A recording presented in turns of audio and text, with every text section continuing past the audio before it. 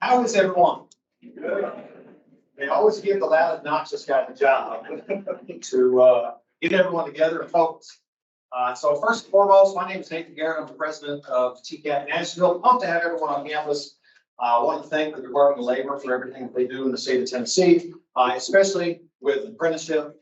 And we want to thank everyone for being here today. We know you got a lot of things that are pulling and tugging at your time, and time is valuable, time is money. And so I know that you're going to get a lot out of this today. And so again, from TCAP Nashville, we'd like to welcome everyone to campus. I do want to spend just a few minutes on apprenticeship. It sounds odd, right? Why would we talk about apprenticeship today? We're big believers in apprenticeship, whether that be through a Tennessee Board of Regents College or through a private employer doing it. When you look at what apprenticeships can offer, it really can change the game. Not only for your company, but also for the Tennesseans we have in this state. We've got a lot of what we call reconnectors. Adults out there looking for a career pathway. And really from a higher education standpoint, the idea that we can say, come to class, learn a skill, go to work. They look at you and go, I've got kids, family, mortgage, car payment. And it's kind of kicking the hiney to tell those folks, your dream is right here, we can get you, but you're going to have to delay that gratification. Apprenticeship is such an awesome opportunity to say, hey, there's no need to worry about how you're going to pay them bills. You can get a great job, a great career pathway, awesome skill sets while you're working. Oh, by the way, we're going to train you so you know where your career pathway is going to be. From a company standpoint, I know when I first talk to HR folks, they get a little nervous. Once they figure out how black and white an apprenticeship is, it's a rule book, it's a playbook. Those folks that you hire know on day one what to expect. We have a big problem in a lot of our skilled trades with have tools, will traffic. This company's going to pay me 25 cents extra. I'm going to take my toolbox and I'll just wheel it on across the road. That is great for the individual, but it really artificially inflates salaries to where we become less competitive as a country, less competitive as companies. And so we've got to really think and understand how do we make that system work for us. Apprenticeship is awesome for that because I, as an apprentice, understand if this company is committed to me, they're going to put me through training. I've got pay raises on the backside of the house as long as I do what I'm supposed to do. And so it really helps with that retention of employee. So we're big believers in apprenticeship. I think from TCAP Nashville standpoint, we talk a lot about Kmart, Walmart. Miss Rita, how you doing? I'm sorry, I hadn't seen her forever. We want to make sure that we're significant into the future. And that means that we as an institution have to take a long, hard look at our model. Apprenticeship is a diversification pathway for this college. That allows us to reach folks that we wouldn't normally reach. It allows us to help companies find employees that they desperately need. And so we've adopted apprenticeship from our standpoint. We are an apprenticeship sponsor. So we can't take care of a lot of that documentation and paperwork that people get a little nervous about. I know when I was on the job site with her DOL, the first thing we thought was safety glasses, put the plastic down, let's make sure everything looks, we're all safe. And so I think from our perspective, we'd love to partner with the Tennessee Department of Labor and offer those opportunities. Currently right now, we have about 85 apprentices that come to TCAP, whether it be here on this main campus or in our Portland, Springfield campuses. And so we see a humongous growth. We are getting ready to roll out what's called Apprenticeship U on White Bridge Road. And so this is a really neat opportunity for you as a company to have an idea of what is happening here on White Bridge Road. Apprenticeship U is going to be an opportunity for us to build apprenticeship pathways. On this campus, Monday through Thursday, we're up 42% in enrollment, whether that on headcount, apprenticeship is a big part of that enrollment increase. And so we're packed Monday through Thursday. Friday, I got an empty campus. It's awesome because I don't have folks coming into my office every 5 minutes going, hey, I need. However, it gets a little dull. You get used to all that. You want that back. And so we've got a vision here to have 400 to 500 apprentices training here actively every single Friday to support that RCI opportunity. One of the awesome things that we were just able to work with THEC on is we were awarded an $800,000 apprenticeship. And what is this $800,000 apprenticeship grant? This basically will cover 100% of the training costs for the next 2 years of any apprenticeship program that TCAP Nashville either does the training for or provides the sponsorship and training. And so from a company standpoint, it's a really great opportunity to understand. It's a low investment as far as getting into this type of training. And I would love to be able to have that conversation with folks around here. Whether that be you want to use TCAP Nashville or you've got your own apprenticeship training program, rock and roll, because we can learn from you guys just as much as you can learn from us. And so again, I want to thank Department of Labor for having this event at the campus. I want to thank everyone who came out today. And we're really excited to see the growth in apprenticeship in the state of Tennessee. And TCAP Nashville is very, very excited about how we might be able to offer some solutions to human capital within the organization. So again, appreciate everyone being here. And again, if you have questions, I got a stack of cards over there. So just snag one and shoot me a text message. Appreciate it, everyone. Thanks. Another good morning.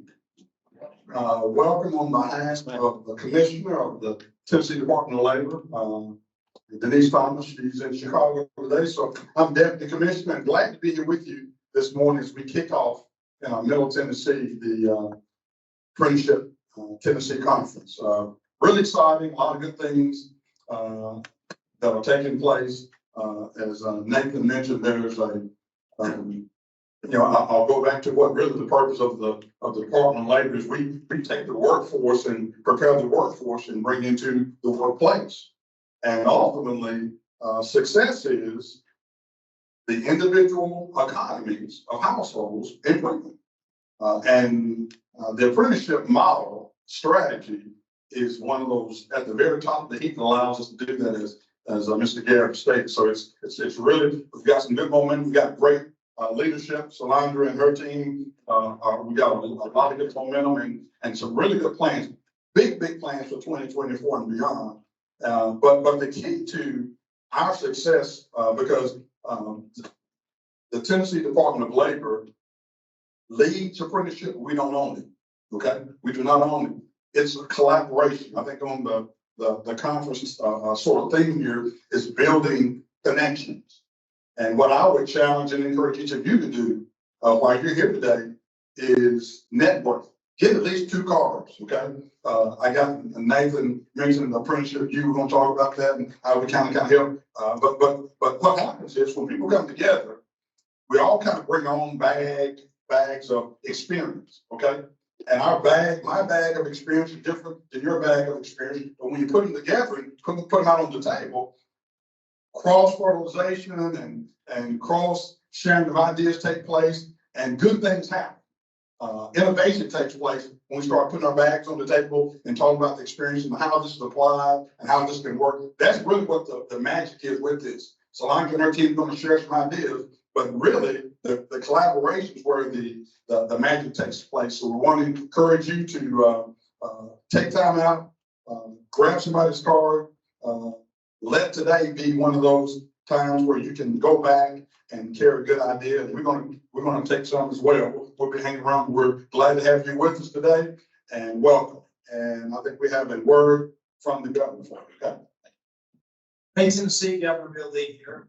This National Apprenticeship Week, we're celebrating Tennessee's skilled workforce and the important role that apprenticeships play in training Tennesseans for hands-on careers.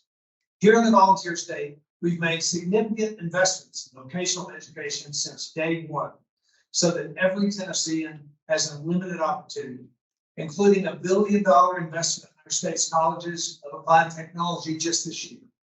And we've seen tremendous success in skilling Tennesseans through Apprenticeship Tennessee, a program that's connected a record 8,000 individuals to apprenticeships, including 3,000 training new apprentices in the last year. As we continue to prioritize workforce development in our state, I thank the many key partners who have provided Tennesseans hands-on training opportunities while inviting new programs across our state to join us as we skill Tennesseans for a brighter future. Let's give Governor Bill Lee a hand. Office of Apprenticeship, we thank him for his leadership. Thank you, Deputy Scott. Thank you, President Garrett, for that warm welcome. Thanks. Good morning and happy National Apprenticeship Week. I am pleased to serve as Tennessee State Apprenticeship Director. Employers everywhere are discovering a new type of employee They create your future workforce, lift your community, and help you grow your business. The state of Tennessee calls them a registered apprentice, and registered apprenticeship programs are, or RAPs, as we like to call them, are changing lives for Tennesseans. At the Tennessee Department of Labor and Workforce Development, under the leadership of Commissioner Denise Thomas, we are reimagining our workforce system. We think of the workforce system as infrastructure, the roads and bridges that connect employers to the people that they need. The infrastructure has to be as strong as our physical structure. And registered apprenticeships are the superhighways to the system.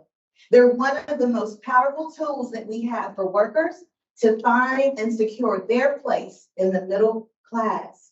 Registered apprenticeships open up these opportunities for all Tennesseans. One of my favorite days to be on the job is when I'm working with apprentices, certified pre-apprentices, our registered apprentices. Other fun days include delivering our one-on-one presentation.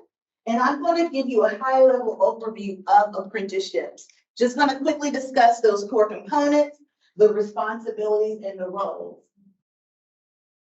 So the office was established in 2019, so we're celebrating 4 years. This is a system powered by the Tennessee Workforce Development System.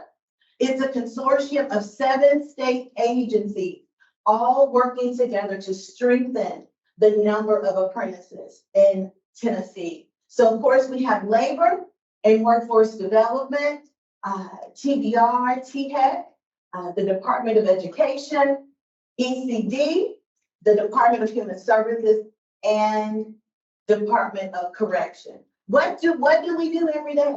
Outreach, outreach, outreach. We consult with employers on program design. We develop that documentation, helping Tennesseans, those employers, potential sponsors register their programs. Tennessee is a state apprenticeship agency, and we have been since March 2022.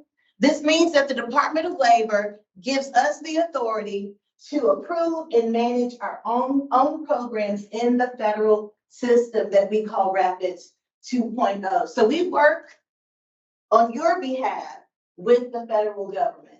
We provide technical assistance to program sponsors and employers. Now, apprenticeship, that's not a new model. That is the oldest form of workforce development.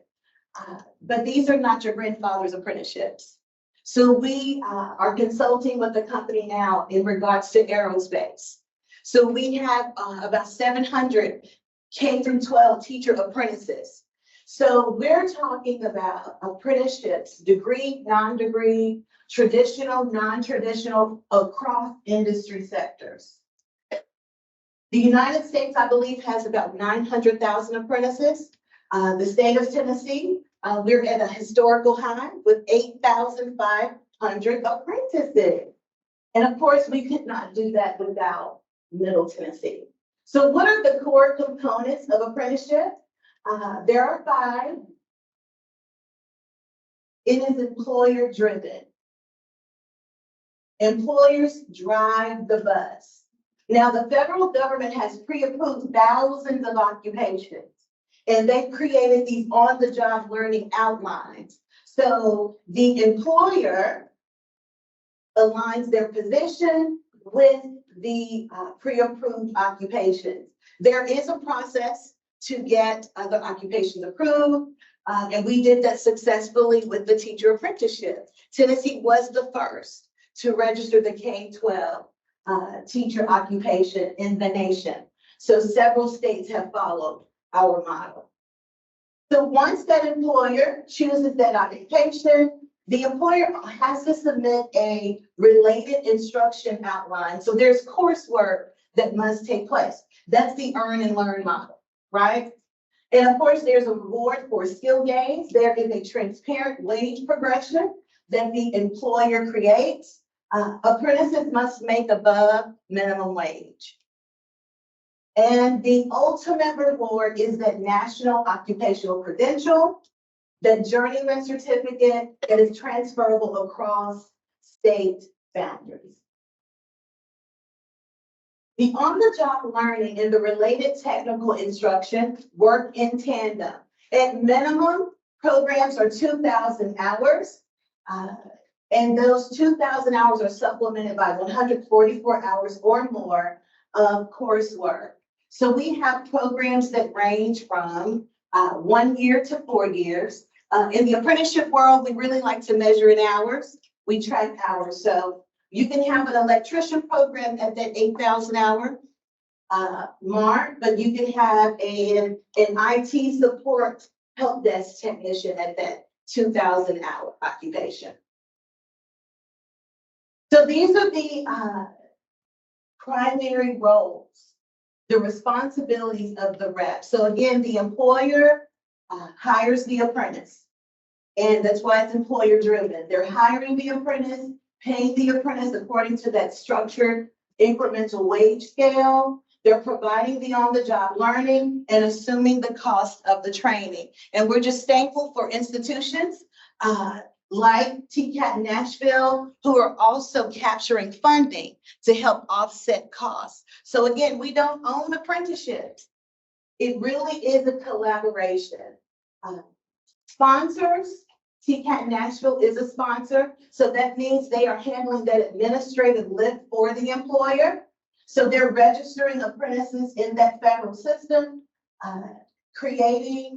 working with the Office of Apprenticeship. They're not alone in this journey, but those documents, they're documenting the hours.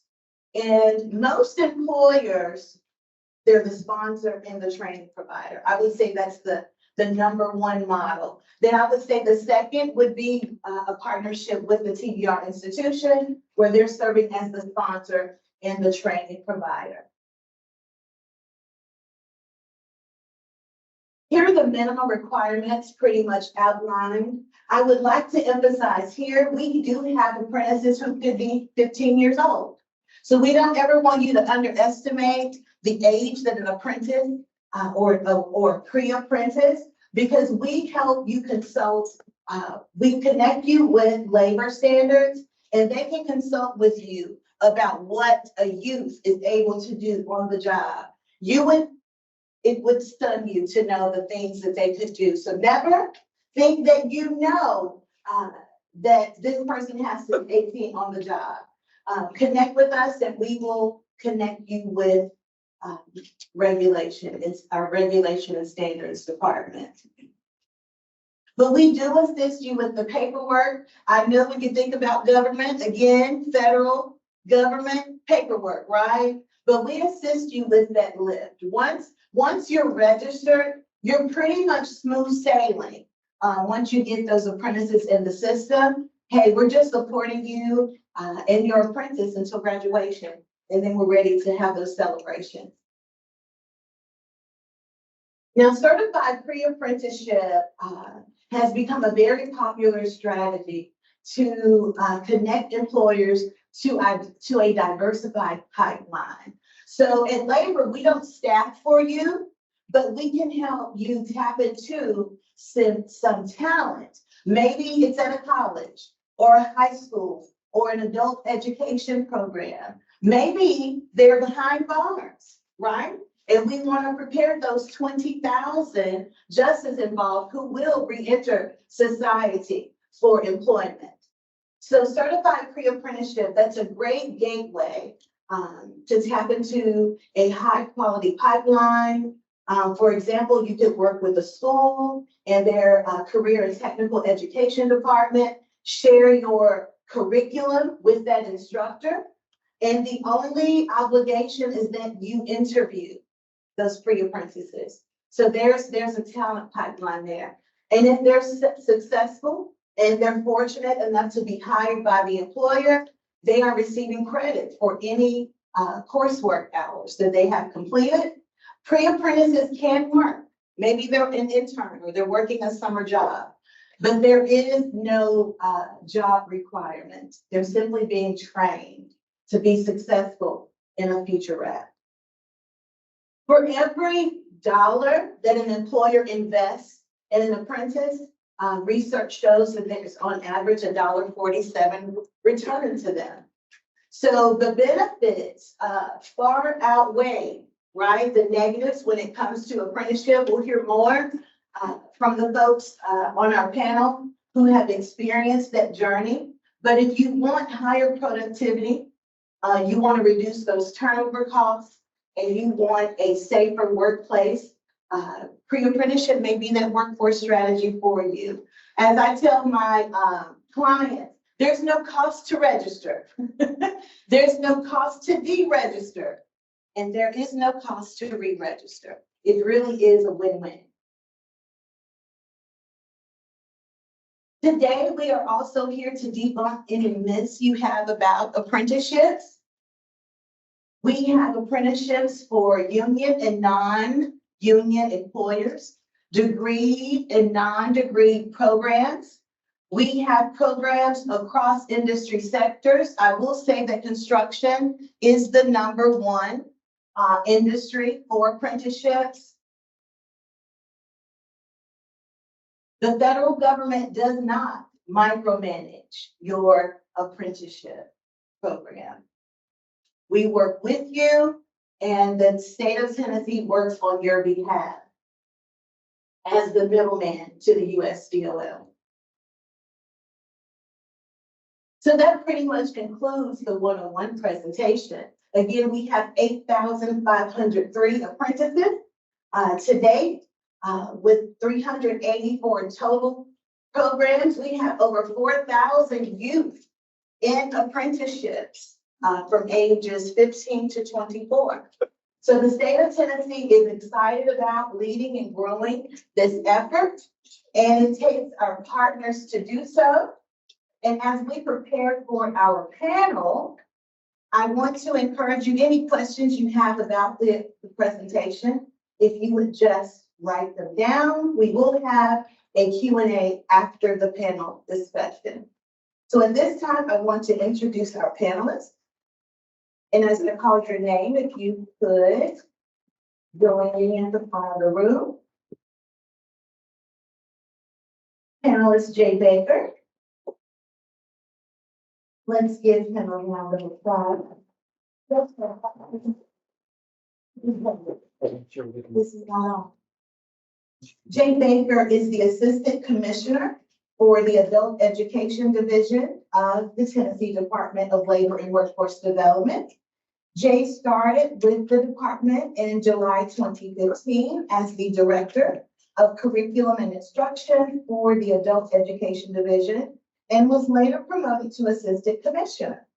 Then to Assistant Commissioner, promoted to Assistant Commissioner in September 2020.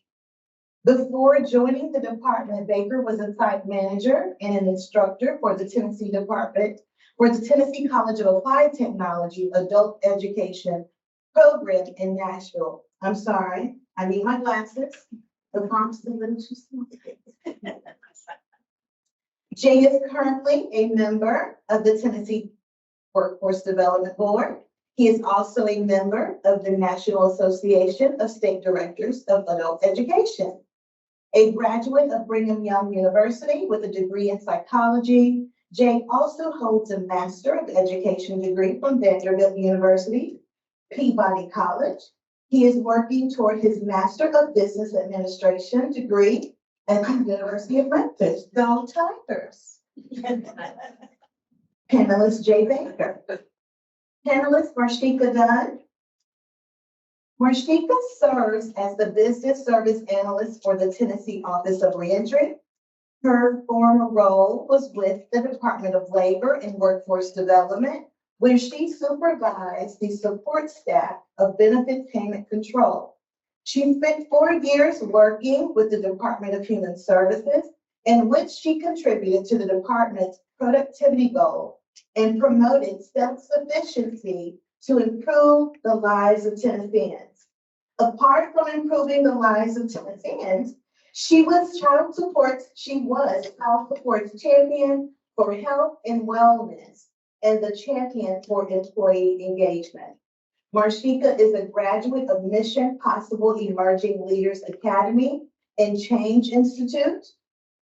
Her educational background includes a graduate certificate in public policy at the Tennessee State University, a master's of education in higher educational administration and supervision from Middle Tennessee State University, and a bachelor's of arts in foreign language and literature with a concentration in Spanish from the University of Memphis. Go Tigers! Panelist Marshika Dole. I did not select all of these titles to join me. It's just by happenstance. Panelist Tiffany Phillips. Currently serving as Rutherford County Schools Industry Engagement Specialist. Tiffany Phillips has worked in career and technical education for 19 years. As a classroom teacher, she served in a small K-12 school as well as an in-large comprehensive high school, providing her a unique perspective for both school settings. In her current role, Tiffany has led the way in work-based learning, collaborating with employers, educators, and administrative staff, both in K-12 and post-secondary education in the Middle Tennessee area. New programs created under Tiffany's leadership includes the district's first pre-apprenticeship programs. As well as unprecedented work-based learning opportunities with the Nissan Smyrna Vehicle Assembly Plant, Ascension Street Thomas Rutherford, TWB Company, and WW Solutions. These programs provide students the ability to gain real-world work skills in industry previously restricted to students under 18. Looking forward to hearing that experience. Panelist Tiffany Phillips. And last but definitely not least, panelist Katrina Rucker, Vice President of Human Resources at Roscoe Brown. Worked for Roscoe Brown as its VP of HR for 5 years. Katrina was challenged to build out an HR department that focused on employees and employee engagement. Katrina was in corporate America for over 25 years with State Farm and Aramark. In her role, she led teams that focused on employee relations, retention, and leadership development. Katrina has been instrumental in the creation of Roscoe Brown's first ever apprenticeship program, which recently been renamed as Spark Academy. Roscoe Brown's focus is growing the number of people in the trades and teaching those who want to learn valuable skills that will last a lifetime. Panelist Katrina Rucker. Beginning with AC Baker. How are or were you connected with the Tennessee Office of Apprenticeship and its mission? And thank you, Chandra, for your question. And thank you for having me. Lights are on, great. Hi, everybody. So, like it or not, I'm connected with the department of the apprenticeship office because we work in the same building. We're at the same department, in the Department of Labor Workforce Development. So that's how I heard about them. However, we are establishing a very strong connection and partnership with the Office of Apprenticeship. I think we still have ways to go. However, we have a strategy as a department where, again, as you've heard, apprenticeship is not just about the Office of Apprenticeship. It's much, much larger. That includes the adult education program for the state of Tennessee. So really quickly, what do we do as the adult education program? We are the public education system for adults that didn't go the traditional K-12 route. So your high school dropouts or your immigrant population, your incarcerated population. We provide funding to schools all across the state to give classes to these individuals. And in fact, TCAT Nashville used to be one of these places. If you heard, I started my career here 10 years ago. So it's good to see some familiar faces, by the way. So anyway, as an adult education provider, it is our mission to not only provide basic education and high school equivalency, but to make sure we're connecting folks with good work opportunities and good jobs. And so we have a strategy as a department to make sure we're connected with our partners, with the Office of Apprenticeship, to ensure that pre-apprenticeship as a strategy in connection to registered apprenticeships is a viable option for folks. So one quick statistic I'll share with you is the number 500,000 adults in Tennessee that are working age that do not have your regular high school diploma. That's a big number. And these folks are largely on the sideline, not working, or are very underemployed. And so as a pipeline development strategy for businesses, this is a hugely untapped potential, untapped opportunity of Tennesseans who need good jobs and need good opportunities. And so, again, we're still kind of in the beginnings of really designing how this can look, but we're seeing some good results of making sure that adult learners in the population that we serve have pre-apprenticeship opportunities as pipeline development and connecting to good apprenticeship opportunities. And so that largely is the part we play in how we connect with the Office of Apprenticeship. Yeah, let's check. Katrina? Same question? Same question. Okay. We started partnering with the pre-apprenticeship program. First, our apprenticeship program started with Charlene, and probably one of the first ones that submitted our paperwork, and I was kind of like, oh my goodness, this is going to be something to do with the government, and there's going to be a lot of paperwork, but we were guided through that entire process from start to finish. So we got connected very early because at Roscoe Brown, being in the trades, of course, we knew that the typical strategy of hiring is changing. And I've been in HR for about 25 years, and I can remember in the 2000 range, we were going to have a war for talent. That was the big word that was going to happen in 2015 to 2020. 2020. And then everything happened with COVID. So we now in this war for talent to where we're having to grow our own. So we knew at Roscoe Brown that we could not rely on the traditional methods of recruiting. So we started our own internal apprenticeship program. Then we got connected with the state and have the state apprenticeship program. And then we got connected with Tiffany, and we have the pre-apprentice program. So we have all of the programs because we know that moving forward, that's going to be our pipeline for talent. 4 years later, we're still trying to figure it out, and it's ever changing, but it is definitely a piece of our business that we know is going to be our pipeline moving forward. Tiffany, would you like to add? Absolutely. So, first of all, who are we speaking to here? Do we have any education-based professionals? Okay, and then employer-based? Lots of those. Okay, very good. I just want to know, do I need to use my teacher hat or do I need to use my workforce development hat? So a little bit of both. So in 2021, I started as a work-based learning facilitator for Rutherford County Schools. Our district received a grant for the state of Tennessee called the Innovative High Schools Grant. And this position was one of those positions created from that grant. I came from mainly consumer sciences, so I was your old homemade teacher, loved to cook, loved all that kind of stuff. But I also loved workforce development as well. But I'll be quite honest, really in my first week of working, Tyra Pilgrim, our TT director, said, Tiffany, I want you to meet with, I think it was Jessica Barnett at the time, and Charlene Russell, and about this pre-apprenticeship thing. And I'm like, what? I had no idea what she was talking about, but I'm always in for a good challenge. So I jumped on the call, and I'll be very honest with you. I was not sold to begin with. I remember going back to the office and talking to some of the others and saying, I don't know about this pre-apprenticeship thing. I think it's just another feather in our cap. But I was asked to do it, so we will work through the process.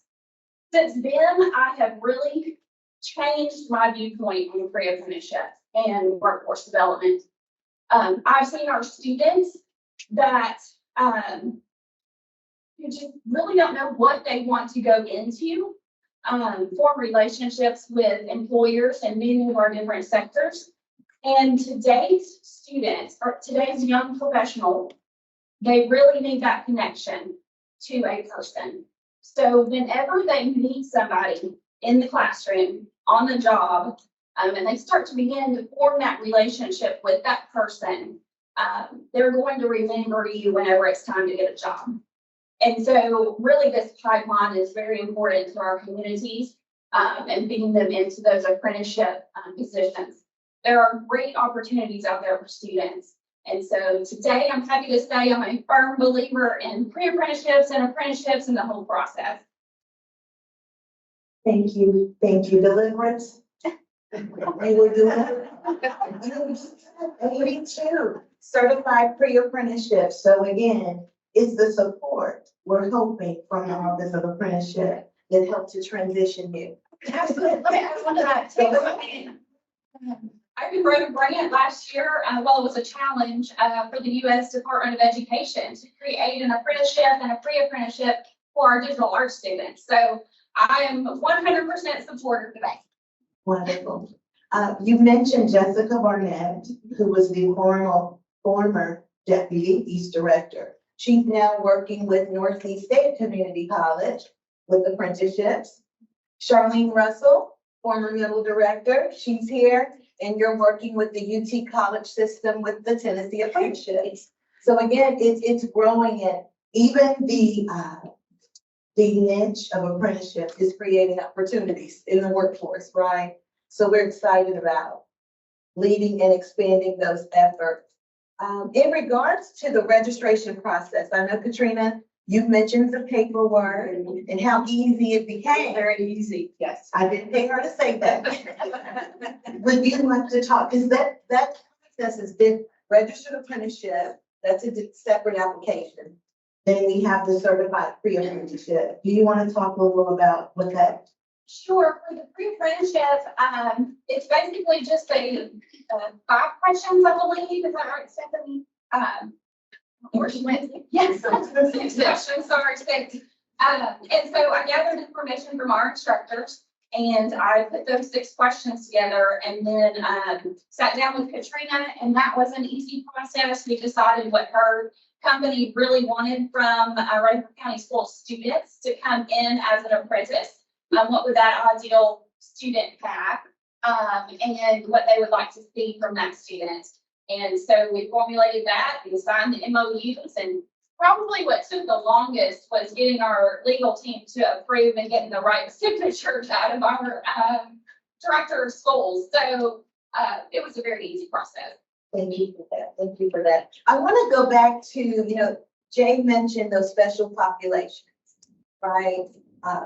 85% of jobs will require a high school diploma in 2025. So that 500,000, right? We want to get them upskilled to get those jobs. Marshika, can you talk about the Office of Reentry and the work you do in collaboration with your Office of Apprenticeship? Sure. So I apologize for my one thing that I was surprised about when we started to work with the Office of Apprenticeship was how individuals can start that process while they're behind the walls. I know Shalonda talked about we can even start that with not just individuals who are with a private employer, but also with individuals who are behind the wall. And so what we did was we actually created a partnership with the sheriff, the Davidson County's Department of Corrections, with their sheriff's office, and also with the Department of Corrections Apprenticeship. And then we had a willing employer who said, okay, yeah, I do want to do this. So we all collaborated together, and individuals able to start that pre-apprenticeship coursework while they were behind the walls. And then as they were exiting incarceration, those individuals was able to go to employer. He did qualify, and he said, okay, I will guarantee an interview. He couldn't qualify, he couldn't promise he would hire them, but he did qualify. He said, yes, I will interview those individuals. And that was really surprising, really great to see that individuals can start becoming employable before they're exiting incarceration. Thanks for adding that. Jay, would you like to add on? Yeah, this is another very untapped population for the state of Tennessee. Tens of thousands of incarcerated individuals or justice involved individuals who are released and have difficulty with employment. And the governor has identified this as a strategy, the department has identified this as a strategy. To add to Marshika, not to her own horn very much, the Office of Reentry is a new initiative under Governor Lee over the last couple of years as well.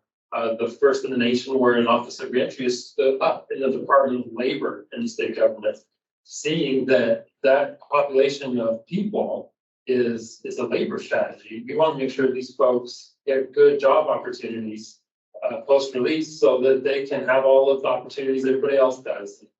We also help the recidivism rate as a result, right? So our part to play, again, with adult education is we provide education and workforce prep opportunities in the county jail system all across the state.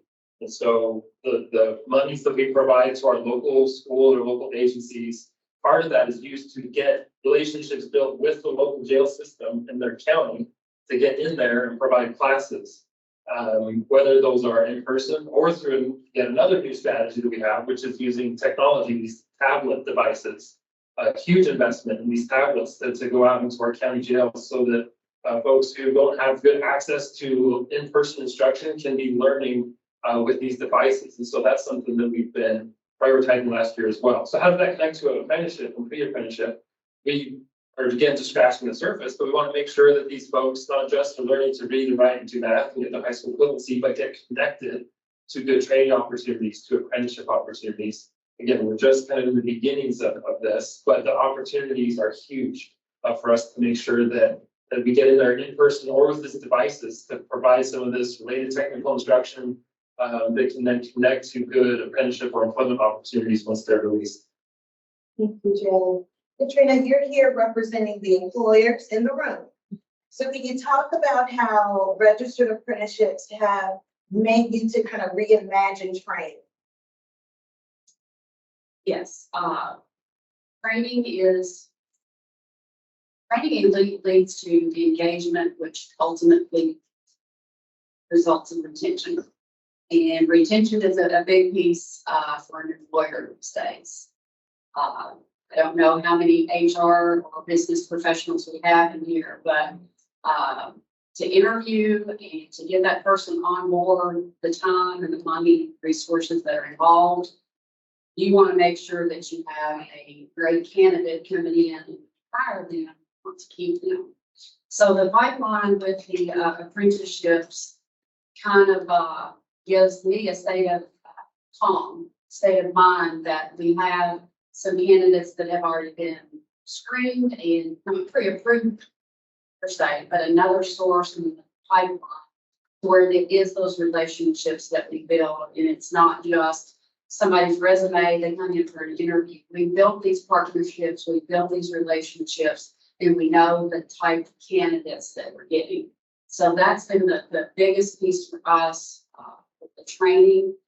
Like I said, we branded our apprenticeship program. We've grown. I have a recruiting manager now that her main focus is she's the dean of the college is what we call it, the dean of the Spark Academy. And don't ask me what Spark stands for. I've got it wrote down, but it's pretty creative. But so we've done that. We're getting ready to focus on a full-time trainer. So it's definitely put the focus on training, which again, from an HR professional, that's retention. It's too difficult to find them these days. So Thank you for that. I'm sure the employers in the room appreciate your authenticity And I will say, they are tooting the horns, right, of the Office of Apprenticeship. Because we try our best to work well with employers and our partners. But this is an opportunity to tell, what type of support would you like to see from us? And that's the Office of Reentry, Adult Ed, as a K-12 partner, and as an employer. I think the reentry piece is key. We've got a really good partnership with the school system. What we have found, is that 18, 19-year-old student that comes out of school, sometimes they need to, how do I say that? I'll just everybody say it. They're not sure, how to be on time. Sometimes soft skills, yeah, what to wear, those kind of things. So we have very high expectations of them. And we've had to, work with them, and, we've had to retrain our management and leadership team as well. So I think the re-entry piece is something we need to tap into now at Roscoe Brown, is those folks that are mid-career, they're unemployed, they're trying something different. Those are the folks to where we need to really tap into now. And I think we've got a great opportunity in our apprenticeship program that offers the skill while you're getting paid, while you're earning a living. So that's the piece that I would like to see us focus on from a Roscoe Brown perspective. Well, like I said, we have a lot of support in creating our career apprenticeships programs. What I would like to see next would be some services. Maybe we could have a outreach event within our county so that we can invite employers from across the district to come hear about apprenticeships and how they can work with the schools to make that happen. So I think this event is great and really wonderful, but I'm sure some of our outlying counties would like to see something like this as well. I would agree. So last year, the Office of Reentry actually held listening tours across the state. So we went to the 9 different labor board areas, and we spoke with employers about how the benefits of hiring those just among individuals. However, it would be great to see that apprenticeship aspect and how they'll of course learn not only is it a great opportunity to hire just among individuals, but they can come with apprenticeship and it can help boost their confidence. They can become great corporal citizens by hiring just among individuals. How we can move that mobility forward economically. Would you say that your registered apprenticeship program has brought about a positive or negative change or shift or attention to your organization, to your company? It's actually brought about some great positive attention. So I know everyone's heard of the Great Resignation due to COVID. And so we've had big employers reach out to us and inquire about hiring just involved individuals. The likes of FedEx and Kroger's, and these are companies who didn't think about hiring just involved individuals before this Great Resignation. So you think about that for your apprenticeship and they want to learn, hey, how can I tap into this? How can I do this? They don't want to see their doors closing like so many other employers have been closing doors over the last couple of years. So it's been great for our office. We're a new office, but we've had some great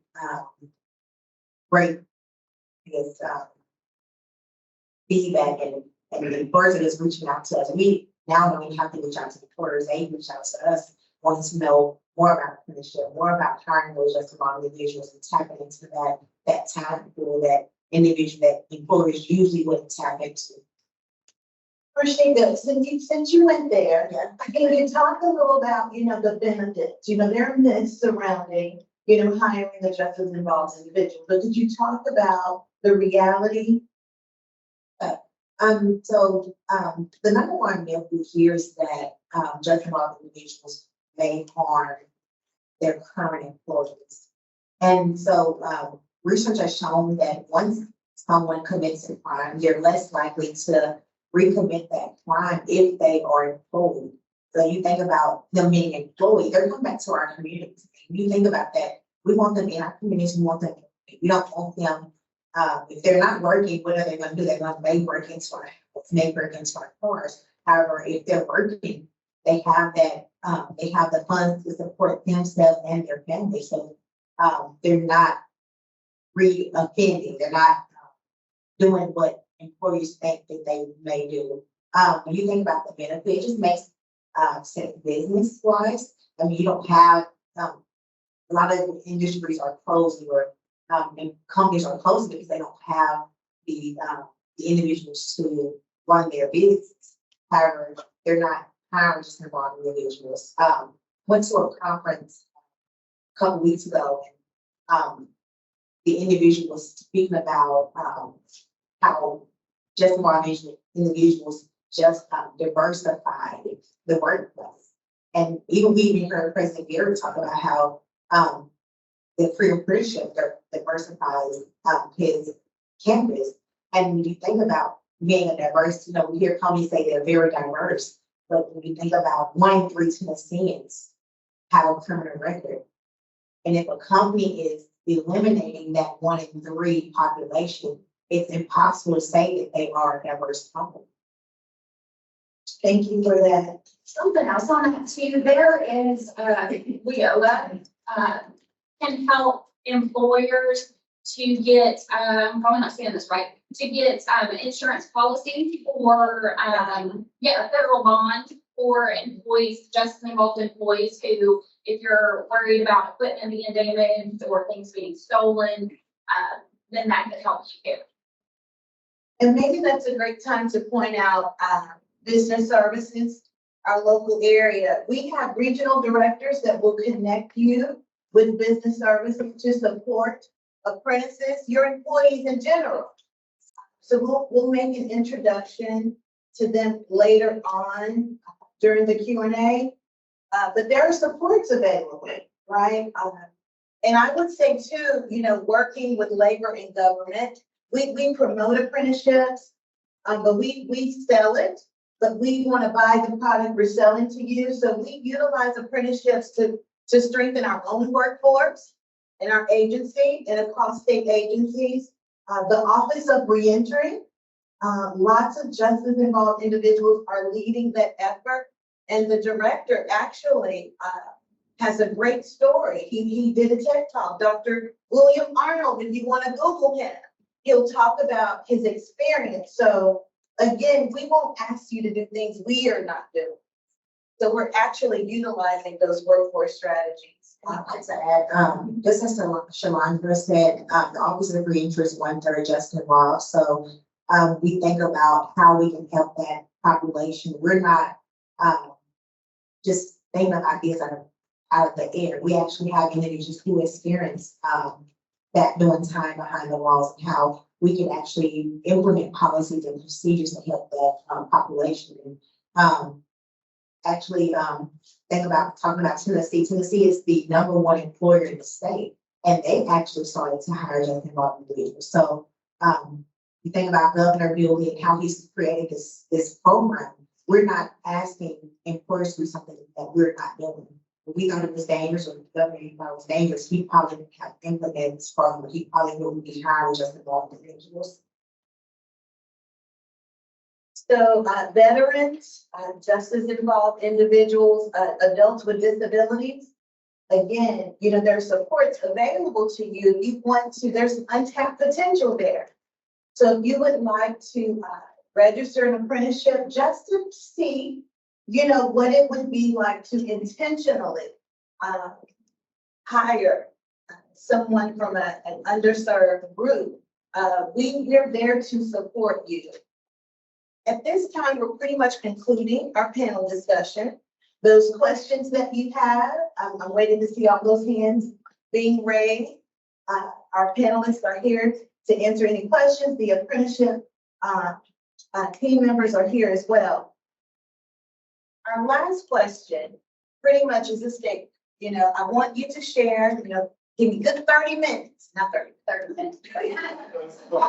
I'm here, Katrina. Wow. 30 minutes. 30 seconds. or less, Katrina. Okay.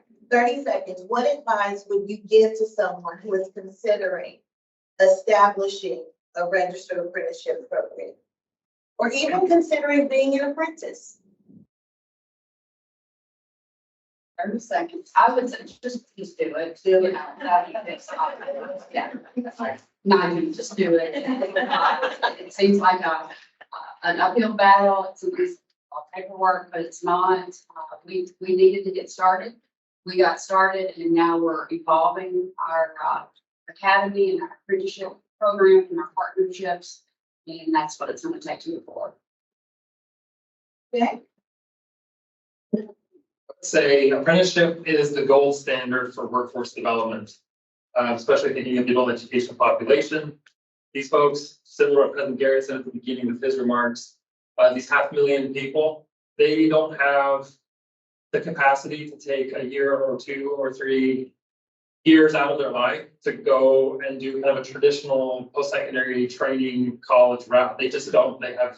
They've got multiple jobs. They've got mouths to feed at home. So the earn and learn model is the best.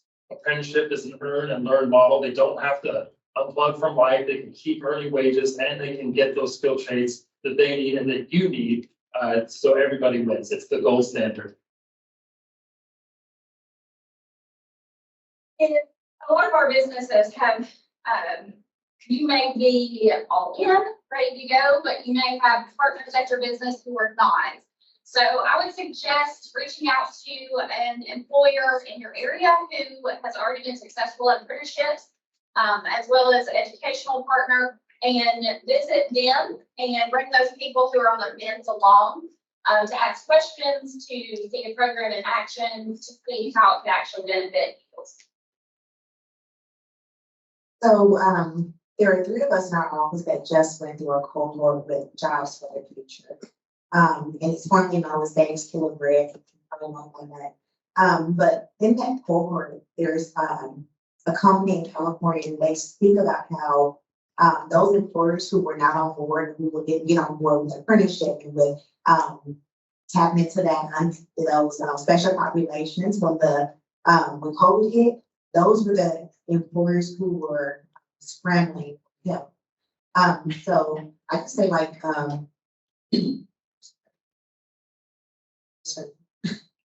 Ms. Katrina said, just do it. If you're on the fence, the Office of Reentry has created an employer's guide. You can find it on tn.gov/workforce/reentry. You can also just Google it, reentry guide, Tennessee Office of Reentry. But if you're on the fence, you can read that guide and get some statistics, get some type of understanding on what it's like to hire adjustment while individuals. And we give our panelists a round of applause. Let's give them some encouragement because your questions have not been previewed, they previewed mine. So. And we have candy. That's why we're doing. Yeah. And they're being recorded, Jay. This meeting is being recorded. So Stephanie is manning the mic. Thank you, Stephanie. Stephanie is our apprenticeship specialist.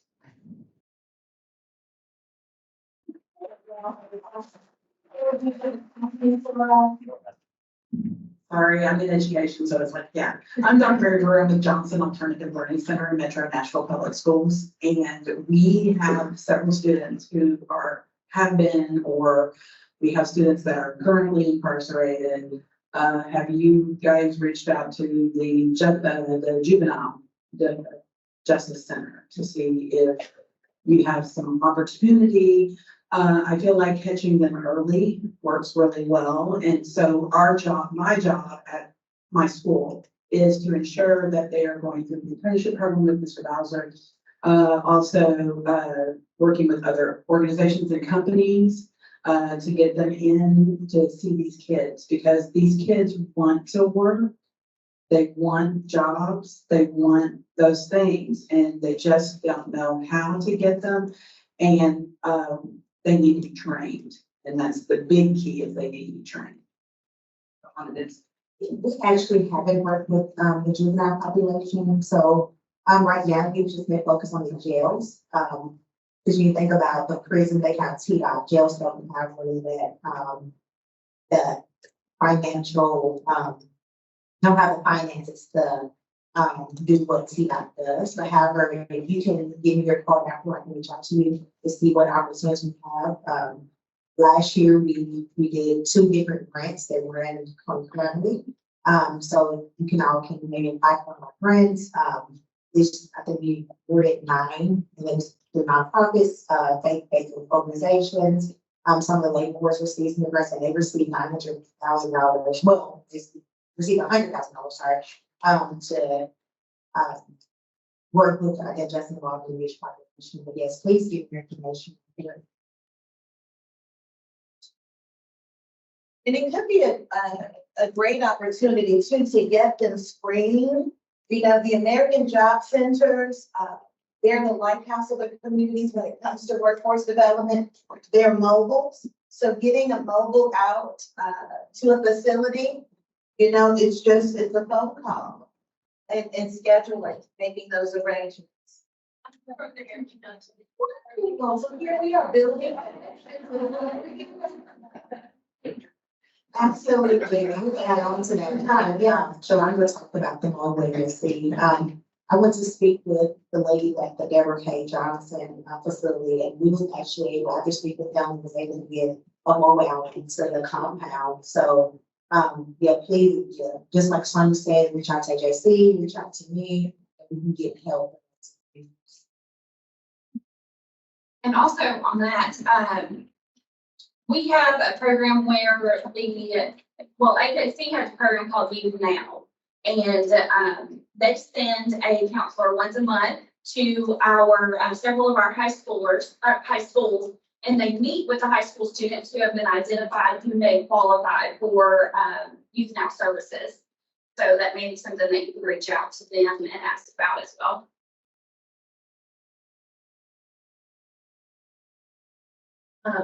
It's kind of a 2-part question. So my kids went to Wellington County Schools, and I wish I would have heard about this program because I did not. My daughter is actually going to college now to be a teacher, but what are the prerequisites for the students and also for the incarcerated to be involved in? For our pre-apprenticeship students, they just have to be in the program. So our teachers run the pre-apprenticeship programs through their classrooms. And as those students are completing requirements, they're keeping track of that. And then they, at the end of the program, if they have met all the requirements, then Roscoe Brown or Lee Company, they agree to interview those students. Those are the only 2 programs right now that we have pre-apprenticeships with. We are adding the digital arts one this school year, and hopefully, talk to Charlotte, hopefully we'll be doing something with the teaching and freshmen too, in the very near future. For the incarcerated population, all we just a willing employer and a share that's going to bring to it, which can be quite difficult because, you know, we think about those shells, they don't have as much staff. You may have the secretary, who's the secretary, and also doing a dual role. So that could be the difficult part, but as long as you have a willing employer and share that's going to bring to it, that's all. It is our goal, out of 380 reps, we want to certify, we want to have a pre-apprenticeship tied to each one of those. So Stephanie, our apprenticeship specialist, she does the work of managing and administrating those certified pre-apprenticeships. So we're now at 80. One pending, so we're almost at 83. I want 82 and 110 accounts. Do we have any employers in the room that have a registered apprenticeship currently? Do you have a certified pre-apprenticeship with that? Wonderful. If you don't, we would love to make that connection with you so you can tap into a pipeline. So there's a fact sheet at your seat. So there's a summary of the Apprenticeship 101. And on the back is our contact information. So we would love to have several meetings after the convening to discuss certifying pre-apprenticeship for you. And you can have multiple, like depending, you can have a certified pre-apprenticeship that's, you're tapping into an adult ed program. Then another one that's tapping into, justice involved. Then another one that taps into a high school CTE department. The Department of Corrections. The opportunities are endless. Any other questions? So, my question is for you, Markeisha. I was wondering, how is throughout the program with this reentry, how is the follow through with that? Like, is it, y'all follow along within a year if they're still with the employer? Or what is your involvement as far as, is it just get them into the workforce and then move on to the next? We do have, multiple people that were previously incarcerated currently employed with us. And like you stated, they are some of our best employees. They work all the overtime, they try to keep themselves out of trouble. You put that work out there and they're willing to do it. So I was just curious to see how y'all follow along with that. We actually do our community 21 comprehensive American Job Centers throughout the state. And so what we're trying to do is get some type of case management. However, once an employer hires just one individual, we don't just dump them in just their own home. So we have reentry advisors at the job centers, and we still help those individuals get those work supplies that they get through YOLA and qualify for YOLA services. So we don't actually do it, our American Job Center staff do it, but we do have those reentry advisors who are ready to serve those individuals. So if you have individuals who are just involved at your company, they may qualify for YOLA services. So if you can look up whoever that American Job Center in your area and send them that way, they may qualify, even the bus passes. Something like that.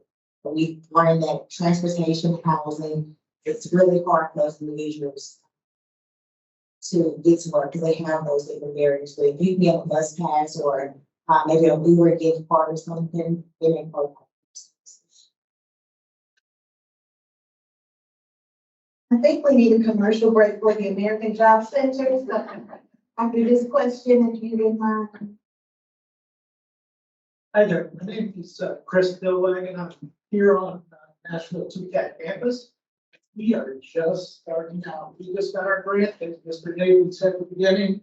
And any of the businesses that are around that would love to possibly get some employees out of Nashville TCAT, also found. Yeah, anybody who's interested, I would love to talk to you, work through the relationships. Thank you. Building connections, love to see it. And now a commercial break for the American Job Center. Here she is, Stephanie. We have one here, and then we'll. Okay. I wasn't expecting this, but I am actually community outreach, so my job is to educate people on what the American Job Center does. So on the business employer side, I know Tiffany kind of brought this up a little bit. We have a lot of programs, specifically for justice involved, but that involves a lot of other targeted groups. We try to focus on those that have those barriers that employers consider risky hires. So we have, there's the work opportunity tax credit, there's the federal bonding program, which is what Tiffany mentioned. And that's more than just, that's really just if something did go wrong. It almost never actually happens. It's Marshika, okay. As she said, but we, I don't think I'd have to figure out how this works with the apprenticeship programs, because we can pay for an individual to go to a training program. Since these apprenticeships are already paid, I don't know if that's something that we can work together on. But if we don't pay for them to go get a training certificate or license, then we can pay the employer, well, I guess reimburse the employer for a portion of this person's wages during their training period. Again, I don't know how this works with apprenticeships because they're already, but I would like to talk to somebody about it. But for other employers that may not have apprenticeship programs, I do know that we can either pay the individual to go get their license. Or if you train them, we can pay for a portion of their wages during that. And then on the, in the job seeker side, again, we can help pay for them to get the training they want. But we also have supportive services, so childcare, transportation, anything that might be a barrier to either find a job, or if you have an employee that may be thinking about quitting because childcare or transportation is an issue, even if we didn't help them find that job, you can still send them our way, because it's not just about finding a job, it's also about retaining it. So if you have an employee that you really don't want to see leave, you can send them our way, you can still help them with those supportive services. I think that covers everything. What's your name? Miranda. Let's give Miranda a round. AJC commercials. I'd like to add on to the, Miranda spoke about the work opportunities. And so one big company that uses that is Waffle House. Waffle House, they don't take out loans to build a Waffle House. They use the work opportunity tax credit. So the employee just involved individuals get the tax credit and they open another establishment. Wow. Maybe that's why the food's so good. It would be. Recognizing, sort of what Miranda said about sometimes, folks have these barriers that are already employed. What we have discovered a lot too, whether they're apprentices or if it's not an apprenticeship program, if you have employees who struggle with their basic skills, their math, reading, and writing, and that is a problem for them on the job, that's also something that adult education can do. So if you have these apprentices who you hired, and they are not cutting the sheet now, right, because they can't do some basic measurement and arithmetic, rather than just throwing up your hands and saying, well, I guess this is a good fit and letting them go, you can connect with your local adult education program to come on site and teach them some basic math skills. That's something that we can do. And so there's all kinds of ways that the department has services to mitigate those kinds of barriers for your folks. So don't forget about us. That's a great add, Jay. Technically, I'm from Haywood County, West Tennessee. And so, you know, Blue Oval City, I'm sure you've heard SK. We have a lot of construction jobs there, right? But there's so many of those who want to work and build, but they don't have they can't measure. They don't know fractions. So they need someone to help build, upskill them in math. So there are a lot of certified pre-apprenticeships where they can do some work on site, but they're also refining their math skills in a certified pre-apprenticeship. So pre-apprentices can earn and learn as well. Thank you for that, Jack. Maybe we'll take this time now to talk about our regional directors. So labor, we have these liaisons to your local workforce development areas. They connect you to those business services. So we have John Alexander, who represents Northern Middle. Serena Moore, she represents Southern Middle. And we have Patrick Monday in Upper Cumberland. Thank you. He's in an employer meeting. That's what we do. We meet with employers, not. What we would love for you to do, as Jay mentioned, you know, when employers, when you're not hiring someone, refer them to the American Job Center. We can upskill them, fill some gaps, you know, write a prescription per se. Send them with them to the American Job Center. Let us assist them. And maybe in 5-6 months, they'll be ready, they'll be employed for you. So we really want you to utilize the American Job Centers and all they have to offer. Any other questions? Yes. This question is for Katrina. I'd like to know, how do you distinguish the training approach, like for apprentice, from OJL to OJT? So after we partner them, I guess with an experienced tech, and how does that person train one versus the other? That is our challenge in the workplace, that they're not just another pair of hands. We basically structure our training to where it's all the same for everybody. So as you come in, we don't really distinguish between the two. So the path is the same. So we found that that's the best for us because we tried to kind of do a couple of different paths and have problem keeping all my folks on one path, but on two different paths. So we just simplified it and just made it, everybody comes in as we talk helper, and then that path is the same for everybody. That's worked best for us. Simple. Great answer, Katrina, and I'm sure our compliance officer, Lynn Kirby, she really enjoyed that answer. That means you're compliant. There we go. So Lynn, if you want to talk a little about equity and how we ensure, you can embed those levels. An apprentice can't be in more than one apprenticeship at a time, but you can certainly have levels to your training. But we want to ensure that we're leveling the playing field for. Yeah. Talk about what you do with the client and how you assist that you. So I am the compliance officer and I work with employers that have these programs or sponsors to ensure that they are meeting the requirements of their program standards. And so we do reviews. I really am an educator for that. It's not about, finding all the things that you've done wrong. It's about helping you get your program to be the best it can.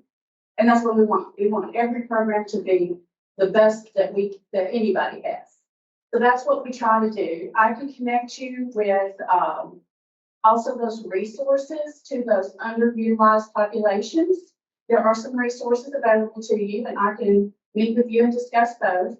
And I can also provide you with a lot of documentation and assistance and help you to get your compliance part of it. It's really not that hard. And a lot of people don't know some of these things. So I would be happy to help anyone who has any questions about it and go over that with you anytime. Just my information's on the fact sheet. And while we're at it, our grants manager, Leanne Blevins, she's outside.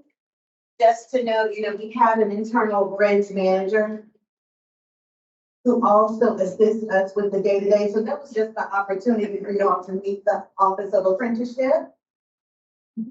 She actually had someone up there asking her questions. See, all day, that's what we do. That's what we do. We help people and inform them. Stacy has a question. Well, I was just gonna comment on Lynn and the process. So I'm Stacy with Persevere. So we not only have a pre-apprenticeship and apprenticeship, but we also have a social enterprise that is also the employer sponsor. So unfortunately, or fortunately, depending on whether it's paperwork or not, I touch all three. So we didn't know what we didn't know.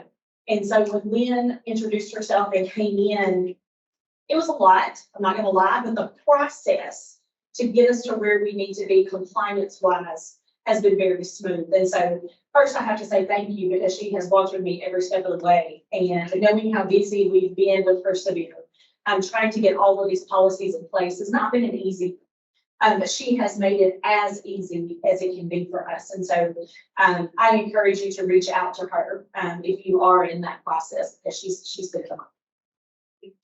And Stacey, while you're at it, you want to talk about Persevere, your grant, but there might be someone else here who's considering. Yeah, so Persevere is a 501c3, and we currently have 5 grants. One is through the Department of Human Services. The other 4 are through federal grants. And what it allowed us to do is expand our program across all 95 counties. So we teach in 6 prisons across the state.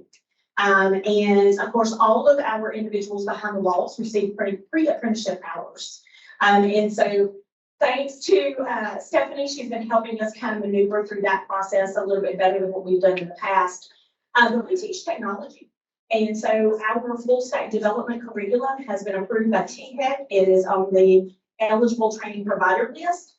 And we also have an apprenticeship approval through that. So over the course of the next 2 years, we are looking to employ right at 2,600 Tennesseans. And so there's a huge impact coming. In fact, someone had mentioned earlier, Frida Herndon, who had her hand in on the apprenticeship. And I have to say, her and Charlene are the reason why I got to where I was. And so Freda leads the effort for one of our largest grants within the state that expanded us to those 95 counties. And so, you know, we've met with Commissioner Scott and his team in the past. You know, of course, the apprenticeship program has been very important to us. We still have a lot of employers to reach. We do face that all the time. We don't hire anybody in the background. So we hear those things, right? At the end of the day, we've got 2,600 individuals to put to work. And so we are one team with one agenda, and that's touching the lives of the individuals in the state by promoting safer communities and reducing recidivism. Since 2019, Persevere has served right at 700 individuals. That include kids between the ages of 9 and 14. And we have less than a 2% recidivism rate. So we're doing everything we can, but we can't do it alone. We're only really good at some things, and it takes all of us as a cohesive group to come together, whether it's employers or nonprofits or educators, to be able to provide an opportunity for those individuals. And your program is statewide. It is. It is across, like I said, we're in all 95 counties. We're in the 3 Tennessee prisons in West Tennessee. So in LTC, West 10 men, West 10 women. We are at DJRC here in Nashville, Trousdale, and then we just opened a program in Northeast Correctional and our very first jail, which is at Flavor County. So there's that partnership with the Department of Corrections. Thank you for sharing your apprenticeship story, Stacey. I did turn it off those of you that. I just want to kind of scan the room now. I was the West Tennessee director. So we're currently seeking a West Tennessee director. Someone, okay. I mean, I see 75 of these bodies. Richard Woods is here. He Renew Biomedical. So I know you have an academy. Renew has an academy, and they have a new partnership with Jackson State Community College. I'm not going to put Richard on the spot. I don't mind. Come on, let's do it. Let's do it. That's a good one.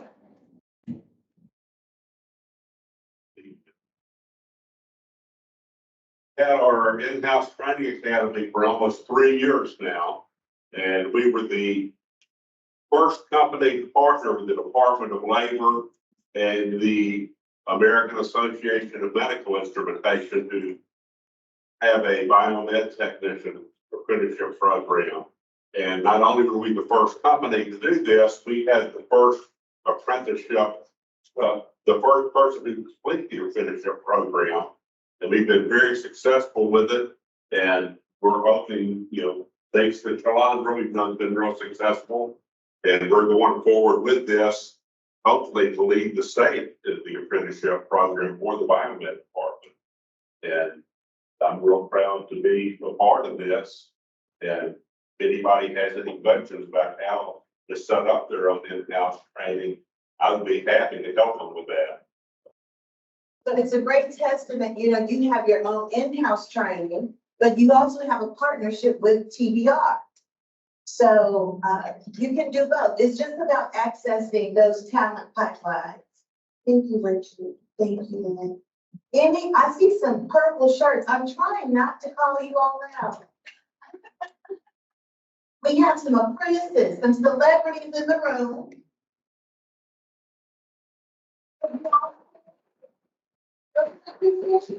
Is there anyone that would like to share their experience? We know. We have a date with them in December. Is it December? Yes. We would love to hear from an apprentice. You share your experience.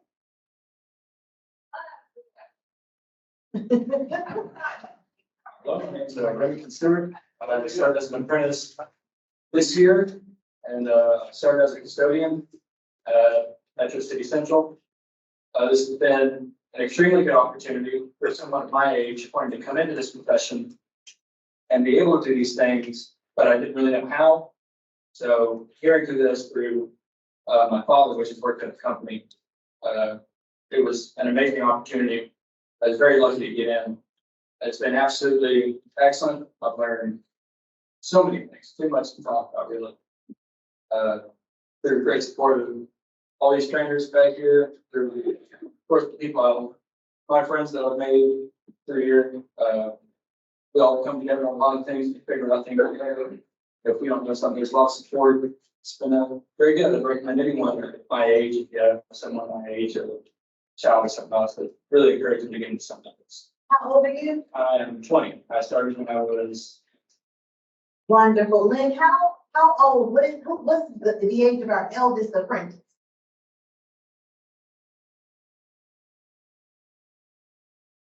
And we kind of wanted to start getting ready when he was 15. He started getting ready for it when he was 15. By 16, he was in his apprenticeship program. So apprenticeships are for everyone. You know, we don't want to debate that college isn't for everyone. Apprenticeships are for everyone. No one wants to have to stop their job to train, right? I was a classroom teacher. Charlene is here representing the Department of Ed and the teacher occupation. You know, you would have to, there's a semester, you would have to take off to work for free at school, right? Who wants to do that in 2023?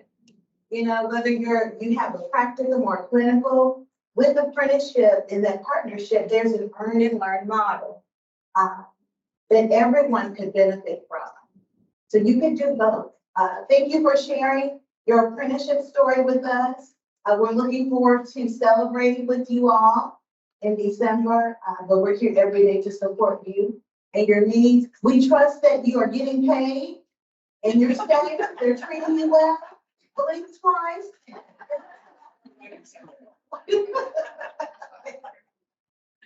Thank you so much. Well, if we don't have any other questions, I see Houston Shaw in the room. Houston is Business Services. Houston, you have a new title. Deputy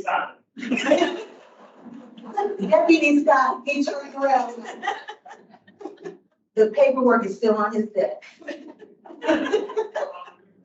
Can you tell a little bit about what you do? Absolutely. So currently I serve as the Assistant Director for Business Services for the Department of Labor. Under my purview, there are several things. We work closely with the apprenticeship department because that is, as Jamie Scott said earlier, that the apprenticeship and also as Jay mentioned, apprenticeships really are sort of the gold standard for getting folks into employment for driving the workforce. And so a lot of the things that we do in the department are to support that. So help upskilling individuals who either need upskilling to gain employment or need to upskill to advance in their current occupation. It could be incumbent worker training, on the job training, their customized skills training that can be utilized. We also have resources that are available to Tennesseans exclusively. A training resource that is cloud-based online. We do partner with Coursera. I don't know, does anybody see the commercials? So Coursera, we partnered with them in the beginning of COVID, mid-2020, to allow individuals to have access to training to upskill themselves when we could not go in classroom and we could meet like this. And we've continued that because we've seen the benefits in that. There are other training platforms that are available. We also take care of companies who are experiencing trials and tribulations, I will say. So if they are contracting or if they're having issues hiring folks or whatever the case may be, wherever that company stands, if they need help growing or they are on the downturn, we try to come in, assess their needs, and then help them kind of straighten up and fly around, as my mom would say. Thank you, Houston. So if any of you need to supplement your training, your coursework, we have Coursera, The department has purchased a package for Tennesseans. Anyone who wants to upskill, you can create your Coursera account, and Houston will be there to assist you. Workforge, Stephanie helps us to issue those licenses. So we help you supplement your coursework so we can assist you with designing your curriculum to support your training program. I know that's something we see a lot, even with consulting with employers for apprenticeship. Some don't have a structured training program. So we help you design that. So if you want some assistance with that, give us a call. We'll make a connection with Houston if you're interested in Coursera, and Workforge will connect you with Stephanie. Well, I believe this concludes our panel discussion and our Q&A. That wasn't so bad, was it? Did you have to throw any in your can? We can do any of this work without our partners. So we want to thank you for participating. It is National Apprenticeship Week. Thousands of activities are going on across the nation. So we certainly appreciate you taking time out to be with us on today. For those of you that have apprenticeships, consider becoming an apprenticeship ambassador. We have 2 programs that represent us on a national level, and Tennessee would love to have more so that we can share our workforce story here in Tennessee. So before you leave today, if you don't mind, could you tell us how we did today? We have a survey. There's a QR code. There's one on the screen and there's one on your agenda. If you could complete that survey for us, let us know how we did and how we can improve upon next year's convening.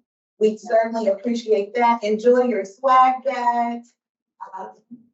And also don't forget that fact sheet that has information.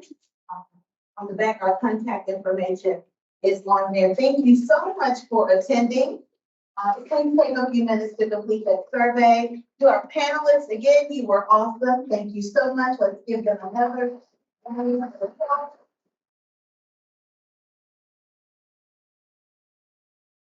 Thank you to TCAT Nashville, our gracious hosts.